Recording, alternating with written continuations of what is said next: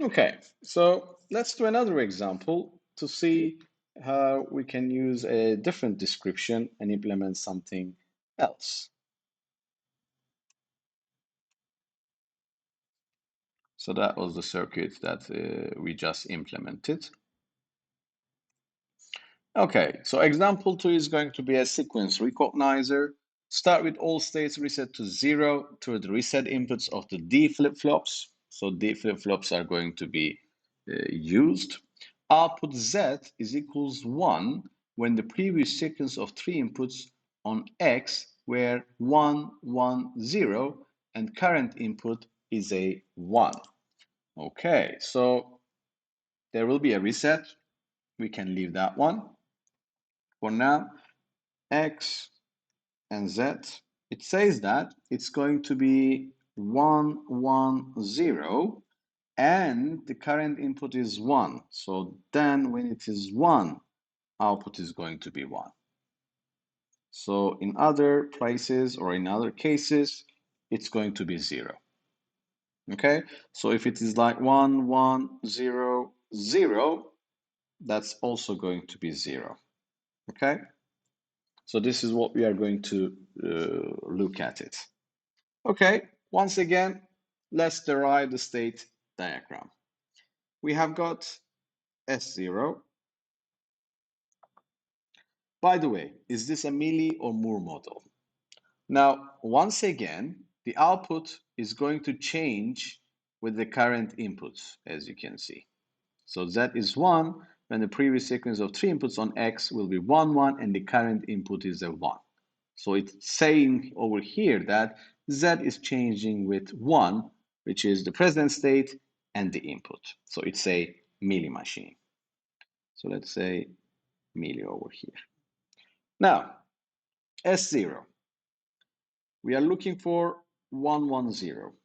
If the input is 0, we have to hold. Output is 0 as well. S1, that means we have to jump. Output still 0. So we satisfy the first one. Then when we are in S1, if the input is 0, I'm out of the sequence because I'm looking for 1, which is not there. I have to go back and start again in this case because I'm looking for next one. Then S2. So when it is 1, I have to jump. So I satisfy that one. I have to jump to another new state. Output still 0. So when we are in S2, if the input is 0, which is what I'm looking for, then I have to go to S3.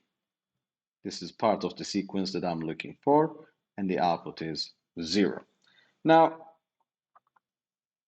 we are in S3, and input is 0, but output is 0 as well because we are looking for another 1. Otherwise, it's not going to get Z as 1. How about S2 is 1? If S2 is 1, that means another 1, 1, 1. So it's going like that. I can wait over here for a 0 because if I get any time 0, I'm satisfying the condition. So I can wait over there. This is going to be 1, sorry. Now, S2 is done. We are in S3. So when we are in S3, if the input is 0, that means we are breaking the sequence. We are in that condition. 1, 1, 0, 0. That means pattern is broken. I have to go back and start again. However, if the input is 1, which is satisfying the last bit, which is S4 in this case, I can jump and I can say that my output is also going to be 1. And when we are in S4, now two things. If I get 1, 1, 0, 1, and then it is 0, that means the sequence is broken. I have to go back and start again. How about if it is 1? Now, if it is 1, it's going to be like 1, 1, 0, 1. Then I can expect another 1 and then 0. So I can easily return to S2 so that I can have another one from here or maybe another 0 from here, and I can just loop it through the pattern. So 1, 1, 0, 1, 1, 0, and so on. Okay, so that's why I return back to S2. Now we have got all the states is required, and we satisfied all the input bits that we need to recognize. Then we have to derive the state table.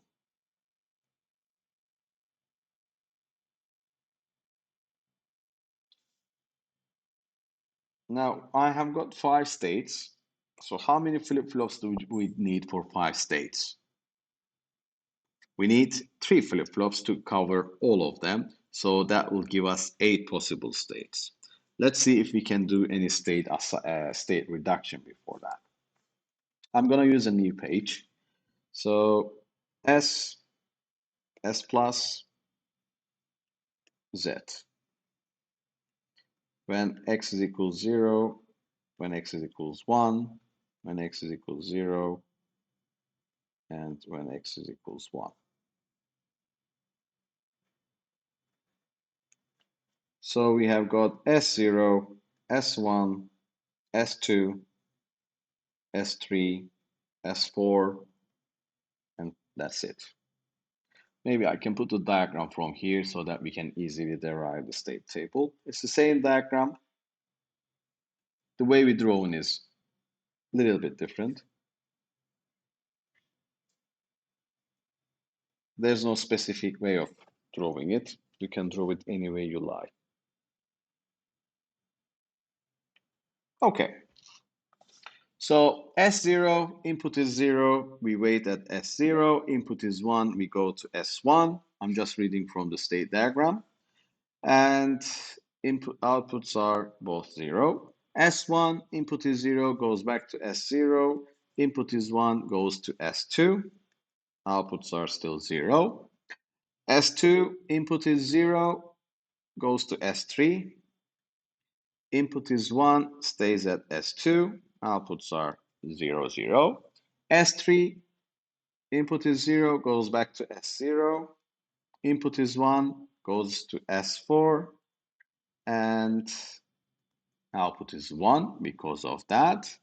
S4, input is 0, goes back to S0. Input is 1, goes to S2 over here. And output are also 0.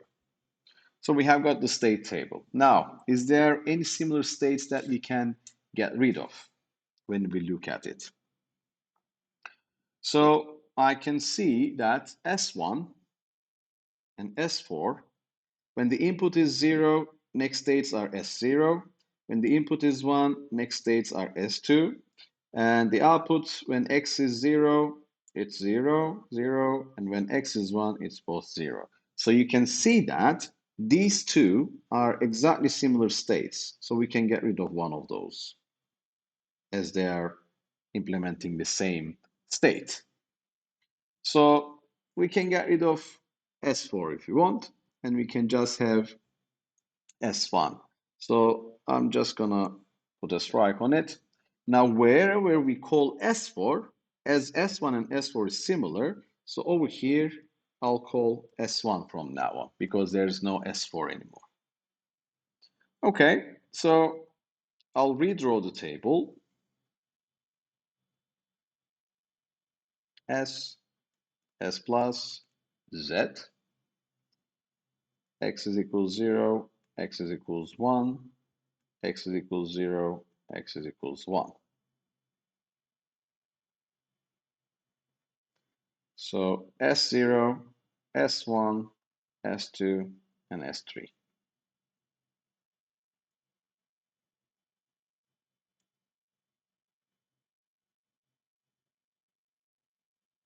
Okay, now.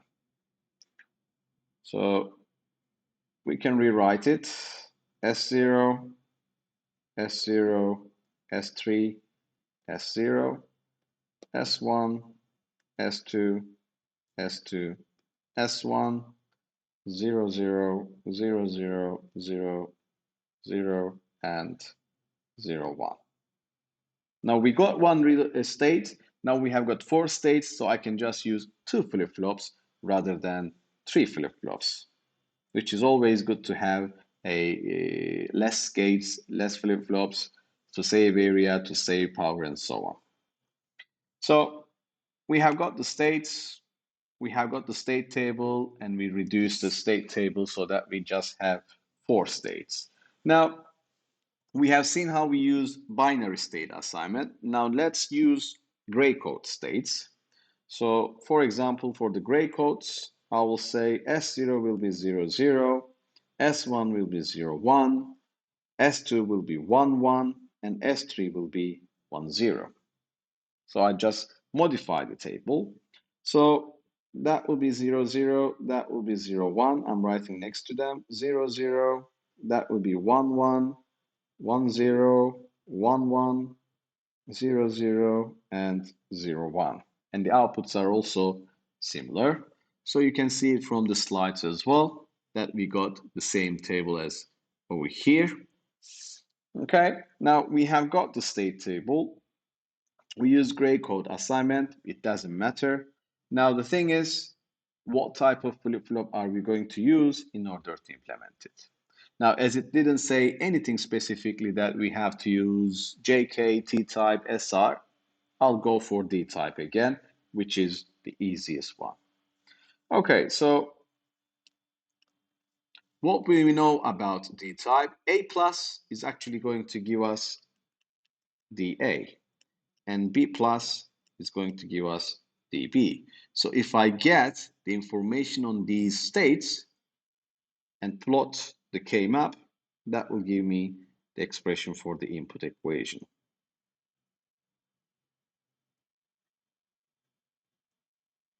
So 0, 0, 0, 1, 1, 1, 1, 0, 0, 0, 0, 1, 1, 1, 1, 0. A, B, C, A, B, C.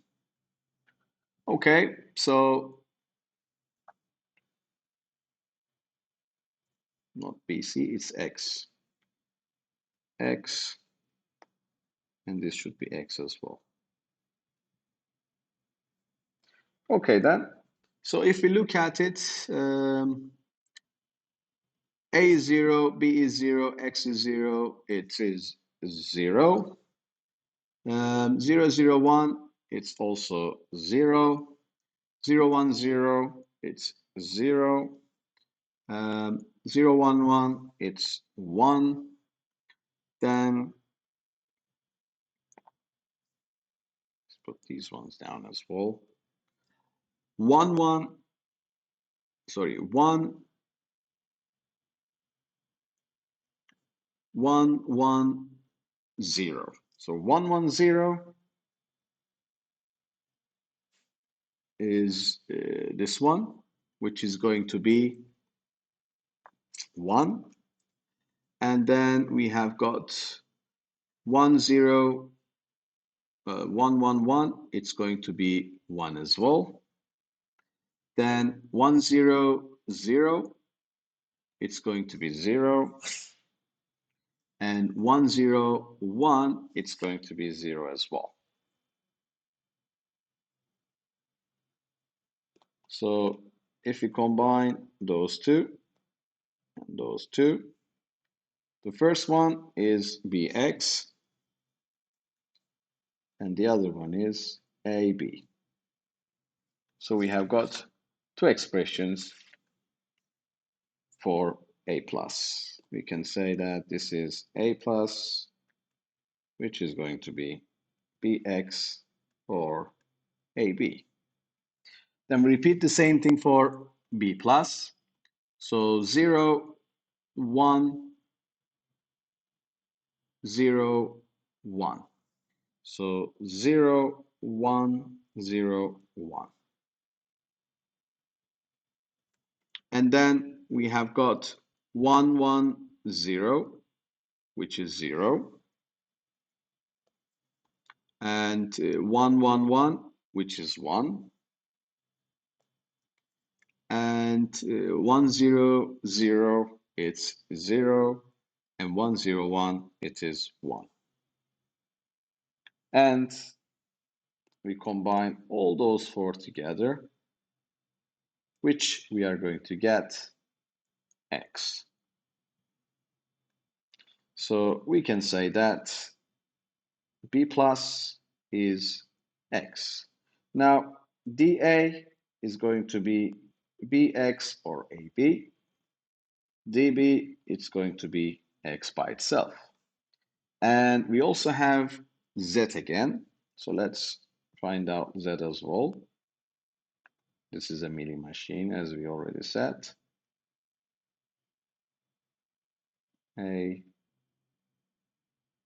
B, X. So 0, 0, 0, 0, 0, 0, 1, 0, 1, 0 is 0, 0, 1, 1 is 0, 1, 1, 0, it's also 0, 1, 1, 1, it's also 0, 1, 0, 0, it's 0, and 1, 0, 1, it is 1. So it's obvious that this is going to be A, B prime, X. So Z is A, B prime, X. Now we have got all the information required in order to implement this logic circuitry. So I'll have the A, flip-flop A, flip-flop B, the inputs clock, Q, Q bar, the inputs clock, Q, and Q bar, and the clocks are connected. So DA is just, we have to have a combinational logic over here, which is connected to D. And we have got A is coming in and B is coming in. So AB. And we have got B and X. So that will be fed in. Then DB is also X. So that will go in over there. And Z is AB prime X. So I can have Z over here. It's A, B prime, and also X. And that will give us Z. So in the end, we have got the implementation of a sequence recognizer using D-type flip-flop. Now, we have implemented this using gray code. We can also use a different coding technique, which we call it one-hot state assignment. So what is one-hot state assignment? Now, with the one-hot, only one flip-flop can store one at any time. It's like a decoder activation. And okay, it will give you a more hardware cost. You need to have one flip-flop for each state, but it's very easy to design if you have a more complicated tables, and it's more reliable. It's you don't have if you have, it's like a immune to failures, so we have less failures. So how is this going to be implemented?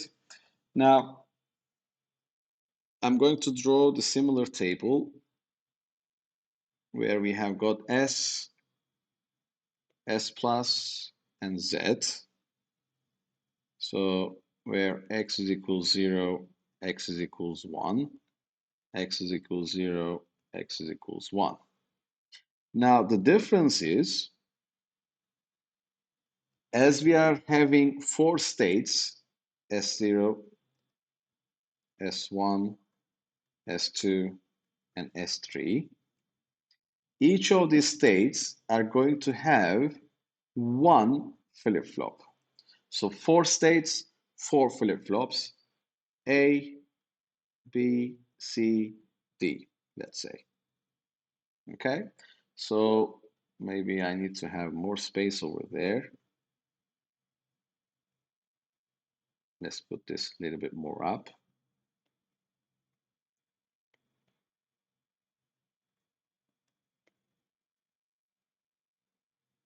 And we need to have, or maybe let's do it this way. A plus, B plus, C plus, D plus, when x is equals 0, when x is equals 1. Okay? So we are activating one flip-flop at a time. So let's say I want to code this as 1, 0, 0, 0, 0, 1, 0, 0, 0, 0, 1, 0, like a decoder, 0, 0, 0, 1. Okay? So we are activating one flip-flop each time. So each state is representing one flip-flop. Okay, so if I go back to my table over here, or maybe the state one, S0, which is 1, 0, 0 now. So 1, 0, 0, 0. Then S1 is 0, 1, 0, 0. These are zeros. Then S0 again, so 1, 0, 0, 0. And S2 is 0, 0, 1, 0. Then S3, so it's going to be 0, 0, 0, 1. And then S2 again, so 0, 0, 1, 0. And when we are in S3, it's going to be 1, 0, 0, 0. And over here it's S1, so it's going to be 0, 1, 0, 0, 0. So this is our new table, and these are all zeros, and this is 0, 1. So we have got the outputs, we have got the one hot state coding.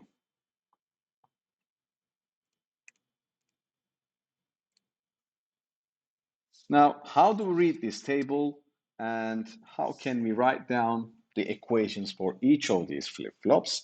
That's the important part of it. Now, we'll start with A, which is going to derive the A plus. In this case, let's say A plus, which is dA. Now, what are we going to look at?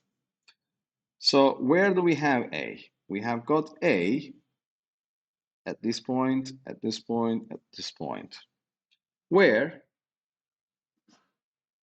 x is 0, okay?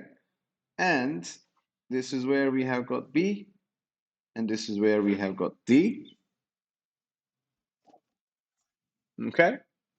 So, and also A over here.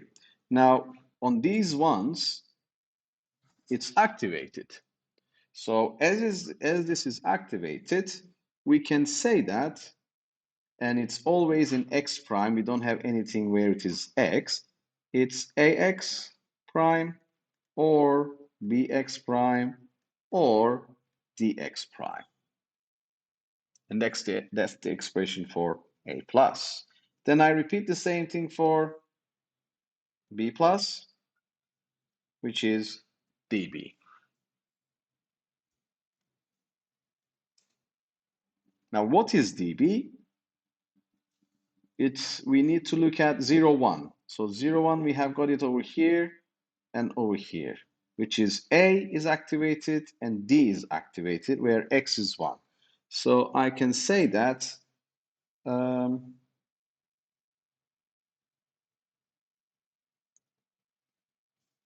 so 0, 1, A is activated and D is activated.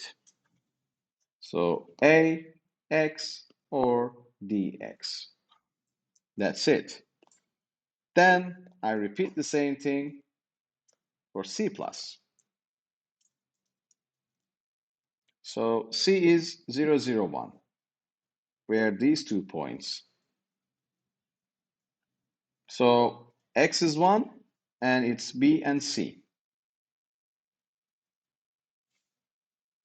BX or CX. Then the last one is D plus, where we have got 0, 0, 1. So it's only that one. So I can say that